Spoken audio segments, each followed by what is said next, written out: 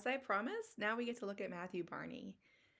And I left him till sort of, now because I wanted to address that, I had mentioned that most video artists don't have narrative.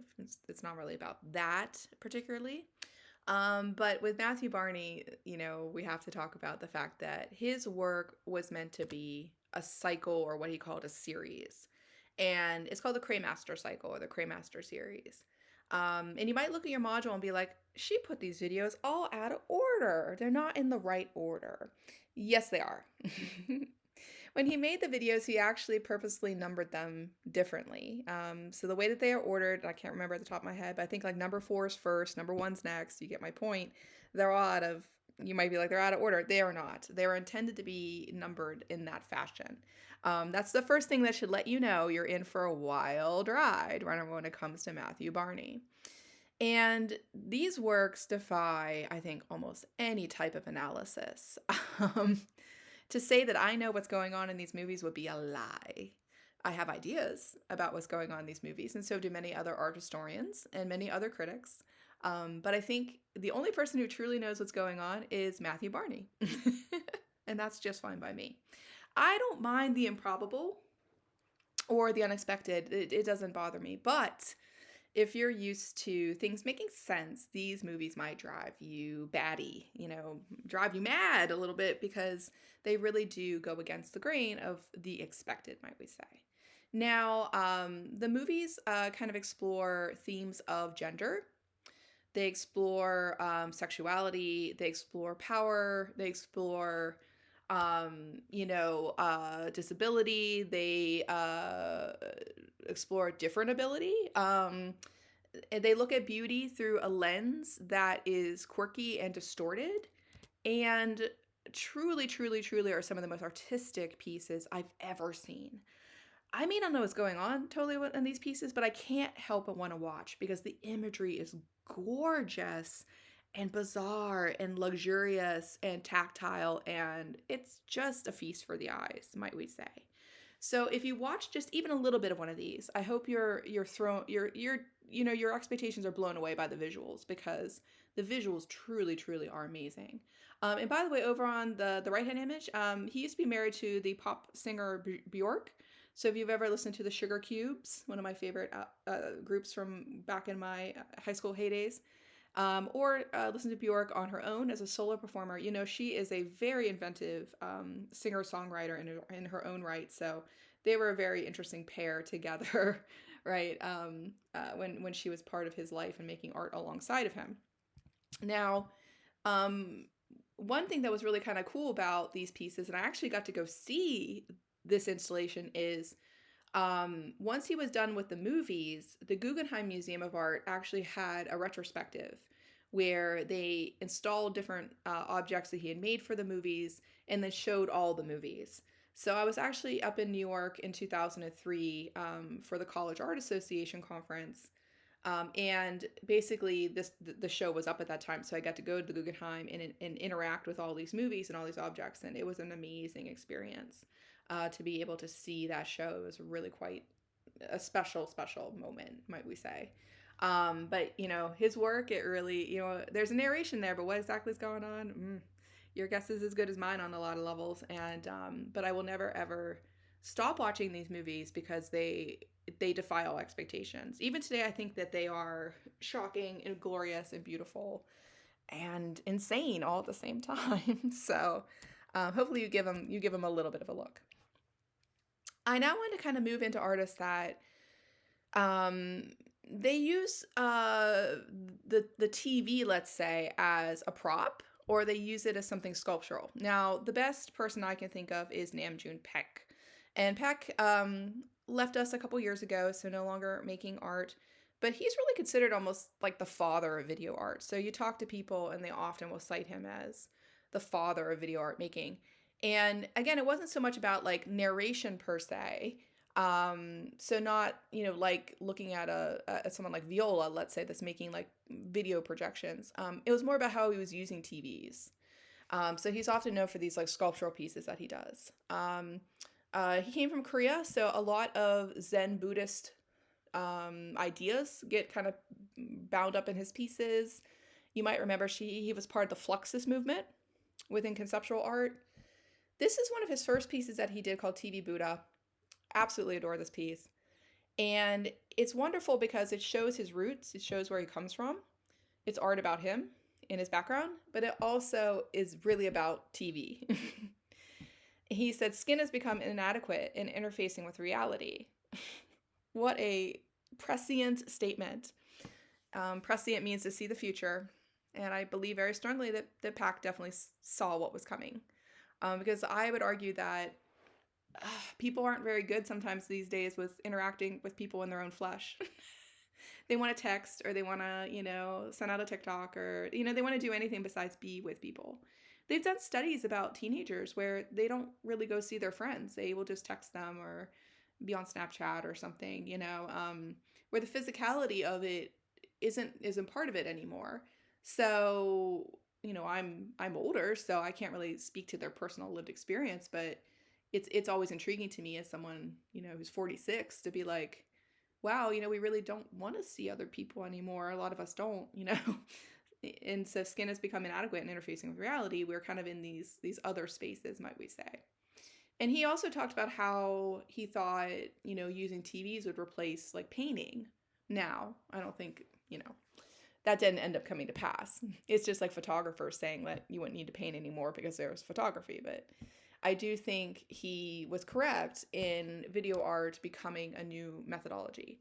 So when you look at his pieces, you'll notice it's really about using the TV, creating objects that use the TV, use the technology, use the ideas behind the tech to create something that's new and interesting and different. I was lucky enough to go see his retrospective at the Guggenheim.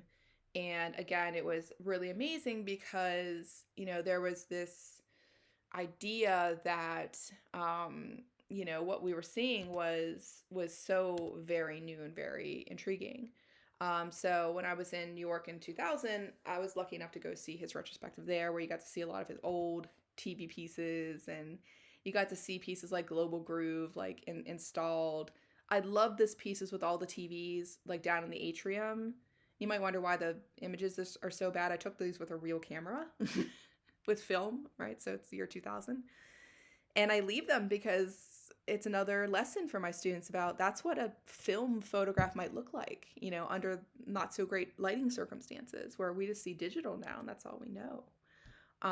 So I got to see a lot of these pieces in the wild, might we say, right, installed in real life, and I was always really struck by that experience. But you look at pieces like Electronic Superhighway, they're very much held up as the first sculptural kind of works that are made with televisions, and it was a way of taking the tech and not just questioning how something was visualized on a TV, like vertical roll, right, glitching the tape, but saying, what about using the TV as an actual sculptural element in and of itself? And that was interesting. Tony Orsler kind of goes down that same path, where he's making these almost sculptural objects, while inserting the projections within them. They are some of the eeriest artworks you might ever see. Very odd.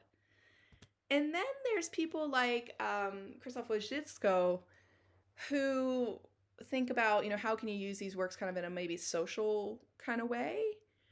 And he uses video art, in my opinion, to draw your attention to things, to draw your attention to things going on around you in society and making you question power relationships, what happened in our history, working conditions, politics, and really from the 80s till today, he is always kind of creating these works where I think he's trying to draw attention to a social problem or draw attention to the politics of life around you at all times.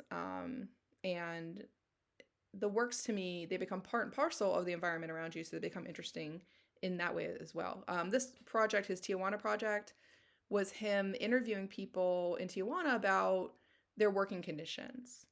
And if you don't know this, Tijuana is like where a lot of our product, especially on the West Coast, our product is made. So if you look at things like at a Walmart or a Target or such, a lot of that stuff's made for with very cheap labor, Mexican labor in Tijuana, and then shipped across the border.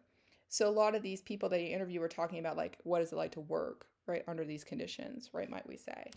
And so again, I think about some of these artists like Mona Hatoum, who are questioning like, how do we even see ourselves? How do we see the world around us? In Hatoum's work, she actually used cameras to record inside and outside of her body.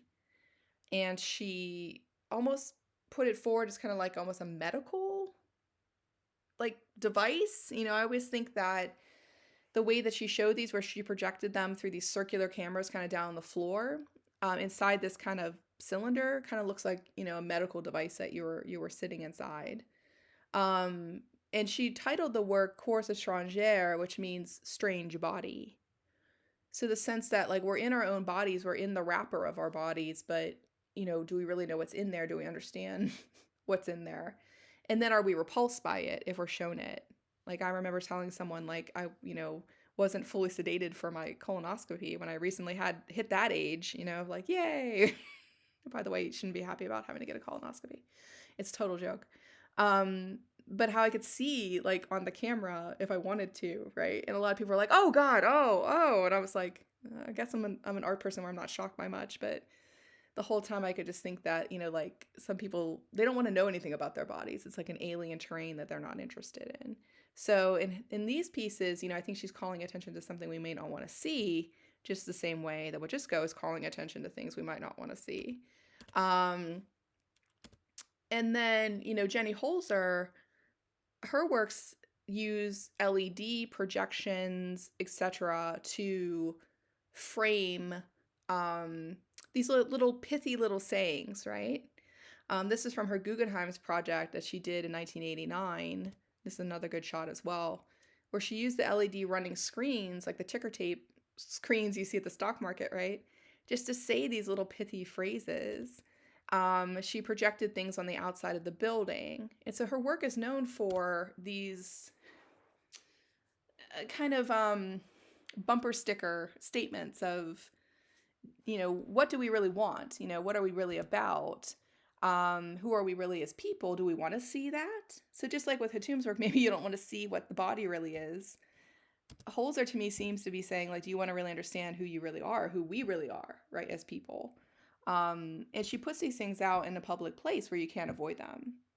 Her work of late has become a little bit more sculptural, like in the pieces you see here. But, she uses a lot of the LED lights, a lot of the phraseology, etc., to kind of frame these pieces out. So that was a lot of video artists, and I hope you enjoyed all of them. And again, I tried to kind of use a loose, structure of, one or two channel, projection, and then kind of people who used objects, and then, social commentary. But again, I think you could mix and mingle those artists around, and it doesn't really matter. Their work stands on its own, and I think they're a good representation of what video art has to offer. But, as I also noted, video art is constantly changing, so I did my best to create something in the moment, and hopefully it stands up over time.